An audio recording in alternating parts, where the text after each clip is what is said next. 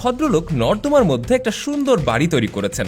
এই মেন হোলের মধ্য থেকে নামার পর শুরুতেই করিডোরের মধ্যে এরকম একটা ফ্রিজ দেখতে পাবেন। এটা আসলে একটা কুকুরের থাকার ঘর। ঘরে প্রবেশ করার দরজা দেখে আপনাকে অবাক হতেই হবে। ওয়াশিং মেশিনের মতো করে ডিজাইন করা হয়েছে। ঘরে ঢুকে ছোট্ট একটা রুম, যেখানে টেবিল, চেয়ার, কম্পিউটার, আয়রন ম্যানের স্ট্যাচু এবং একটা ফ্রিজ রয়েছে। এটাকে এমনভাবে ডিজাইন করা হয়েছে যাতে করে রুমের দরজা হিসেবেও ব্যবহার করা যেতে পারে। দরজা খুলে ভেতরে ঢুকলেই দেখতে পারবেন খাবারের এক বিশাল স্টোরেজ। এখানেও আয়রন ম্যানের একটা স্ট্যাচু রাখা হয়েছে, আর এটাকে প্রেস করলে ভেতরে যাওয়ার জন্য রুমের দরজা খুলে যাবে। এই জায়গাটাকে ডিজাইন করা হয়েছে থিয়েটারের মতো করে। শুধু একবার ভাবুন তো, এমন একটা বাড়ি আপনার থাকলে কেমন হতো।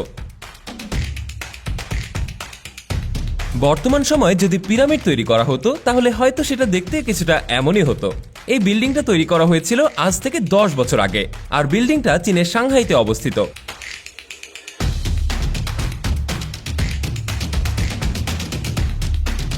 এই বিল্ডিং এর আর্কিটেক্ট পার্কুর দ্বারা অনুপ্রাণিত হয়ে এরকম বিল্ডিং তৈরির পরিকল্পনা করেছিলেন।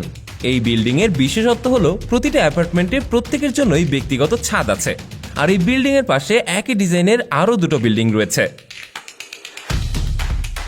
প্রথম দেখাতে এটাকে আপনার সাধারণ একটা আলমারি মনে হতে পারে, কিন্তু এটা আসলে সিক্রেট রুমে যাওয়ার দরজা। আরো অবাক করার বিষয় হলো এখানে যে শুধু সিক্রেট রুম রয়েছে বিষয়টা তাই নয়, এখানে একটা সিক্রেট ব্যক্তিগত গুহাও রয়েছে।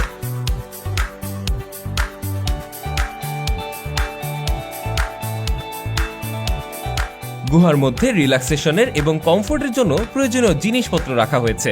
গুহার মধ্যে থাকা অবস্থায় আপনার যদি ফ্রেশ বাতাসের প্রয়োজন হয় তাহলে এই দরজা খুলে আপনি সুন্দর শান্ত পরিবেশ উপভোগ করতে পারবেন।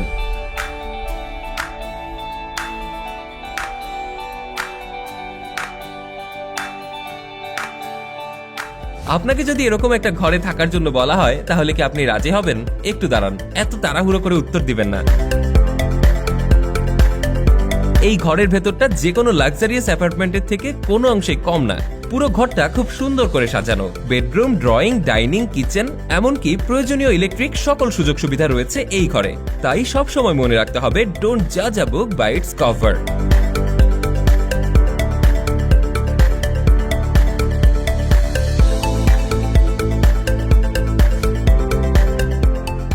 এই ঘরটি একটি ঘুরন্ত ঘর। এই ঘরটা সারাক্ষণই ঘুরতে থাকে, আর এটা 360 ডিগ্রি কোণে ঘুরতে পারে। অর্থাৎ বাড়ির প্রতিটি রুমে বসেই সব কর্নারের ভিউ উপভোগ করা সম্ভব। তবে এটা বেশ ধীরে ধীরেই ঘুরতে থাকে, তাই সহজে কেউ বুঝতে পারে না যে বাড়িটা ঘুরছে। ব্রিজ সাধারণত যাতায়াতের জন্যই ব্যবহার করা হয়, কিন্তু চায়না এই ধারণাকে পাল্টে দিয়েছে। তারা একটা পরিত্যক্ত সেতুর উপর একটা সম্পূর্ণ মিনি সিটি তৈরি করেছে, আর এটা খুবই সুন্দর করে ডিজাইনও করা হয়েছে। আর এর মধ্যে ছোট ছোট দোকানপাট, বাড়িঘর সবকিছুই রয়েছে। অন্য যে কোনো বড় শহরের মতো হংকংয়েও বসবাসযোগ্য স্থান খুঁজে বের করা একটা চ্যালেঞ্জিং বিষয়। এর সমাধান হিসেবে আর্কিটেক্টরা একটা নতুন পন্থা বের করেছেন, আর তা হলো পুরনো পানির পাইপকে নতুন বাড়িতে রূপান্তর করা। এই ঘরের মধ্যে আপনি সব ধরনের সুযোগ সুবিধাই পাবেন। এখানে বেডরুম, কিচেন, ওয়াশরুম সবকিছুই রয়েছে। সব ধরনের ইলেকট্রিক এবং ডিজিটাল সুবিধাও রয়েছে এই ঘরগুলোতে। তাই এটা যে কোনো একজন মানুষের থাকার জন্য একটা পারফেক্ট প্লেস। চিন্তা করুন, টাকা খরচ করে এমন একটা বাড়ি বানিয়েছেন যেখানে আপনার নিজের কোনো প্রাইভেসি নেই। এই বিল্ডিংটা তৈরি করা হয়েছে সম্পূর্ণ গ্লাস দিয়ে, আর এর প্রতিটি ওয়াল, প্রতিটি দরজা সবকিছুই তৈরি করা হয়েছে ট্রান্সপারেন্ট গ্লাস ব্যবহার করে। আর এখানে আপনার প্রাইভেসি না থাকলেও এই বাড়ির মধ্যে প্রয়োজনীয় সবকিছু, যেমন mini library, gym, swimming pool সবকিছুই পেয়ে যাবেন। এটা হলো আন্ডারগ্রাউন্ড পার্কিং লট। আপনি দেখে বুঝতেই পারবেন না যেখানে গাড়ি পার্কিং স্টেশন রয়েছে। এই পদ্ধতিতে কার পার্কিং এর ব্যবস্থা করা হলে নিরাপত্তার সাথে আপনার অতিরিক্ত জায়গার প্রয়োজনই হবে না।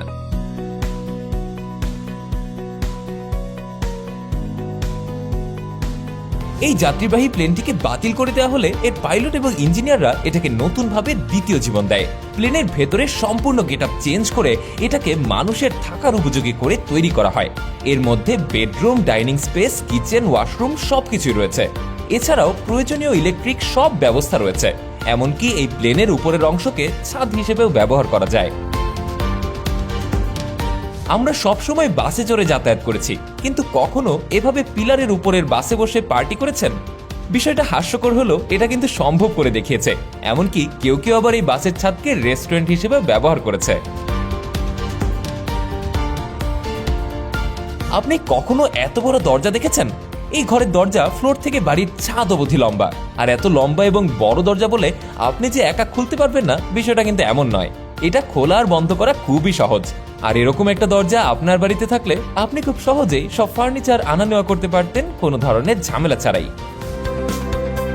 চারদিকের এত সুন্দর পরিবেশের মধ্যে আপনার যদি এরকম একটা ঘর থাকতো তাহলে বিষয়টা কতই না সুন্দর হতো।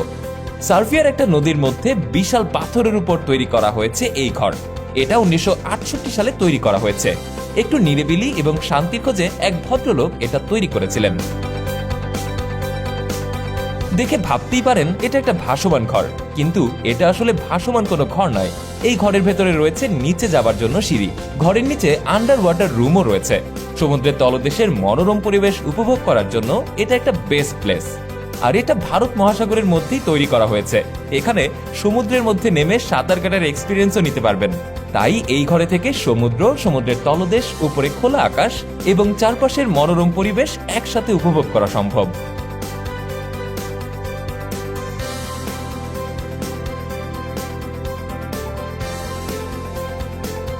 আমাদের প্রত্যেককেই পার্কিং স্পেস নিয়ে ঝামেলায় পড়তে হয়, কিন্তু এই ভদ্রলোক তার বাড়িতে সিঁড়ির নিচে পার্কিং স্পেস তৈরি করেছেন, আর তাও সম্পূর্ণ ডিজিটাল পদ্ধতিতে।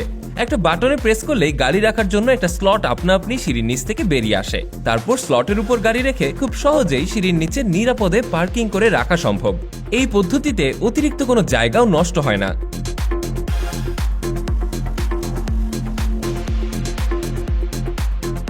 একটা ঘরের প্রতিটা জায়গা কতটুকু ভালোভাবে ব্যবহার করা যাবে এই ঘরটা দেখলে হয়তো বোঝা যাবে। এই সুন্দর বারান্দাটা একটা বাটন প্রেসের মাধ্যমে আপনা আপনি খুলে উপরে উঠে যেতে পারে। আর তার নিচে রয়েছে এই বিশাল গ্যারেজ। দেখতে এটাকে একটা লিভিং রুম মনে হলেও এটাকে আপনি সুইমিং পুল হিসেবেও ব্যবহার করতে পারবেন। না, অবাক হওয়ার কিছুই নেই। একটা বাটনে প্রেস করলেই সম্পূর্ণ ফ্লোর ধীরে ধীরে নিচের দিকে যেতে শুরু করে, আর চারপাশের পাইপিং সিস্টেমের সাহায্যে পানি আসতে শুরু করে। মাত্র 1 মিনিটের মধ্যেই সম্পূর্ণ জায়গাটা পানি দিয়ে পূর্ণ হয়ে যায়। বন্ধুদের সাথে পার্টি কিংবা গেম খেলার জন্য এর থেকে ভালো জায়গা আর হতেই পারে না। এই ঘরের ফ্লোর, দেয়াল, সিলিং সবকিছুতেই বড় স্ক্রিন ব্যবহার করা হয়েছে। তাই আপনি আপনার মুড অনুযায়ী নিজেকে রিল্যাক্স করার জন্য ন্যাচারাল ভাইব আছে এমন ভিডিও থেকে শুরু করে বন্ধুদের সাথে ভিডিও গেম খেলার জন্য সবথেকে উপযুক্ত স্থান এটা। বাইরের দেশগুলোতে বেশ কিছু বাড়িতেই বাড়ির মালিকেরা অটোমেটেড গ্যারেজ ডোর ব্যবহার করছেন। অর্থাৎ বাড়ির সামনে গাড়ি চলে আসলে ডোর আপনা আপনি ওপেন হয়ে যায়, আবার গাড়ি ভেতরে রাখার পর একা একাই বন্ধ হয়ে যাবে। আবার যখন আপনি বাইরে যাবেন, গাড়ি স্টার্ট দেওয়ার সাথে সাথেই গ্যারেজের ডোর অটোমেটেড ভাবে খুলে যাবে।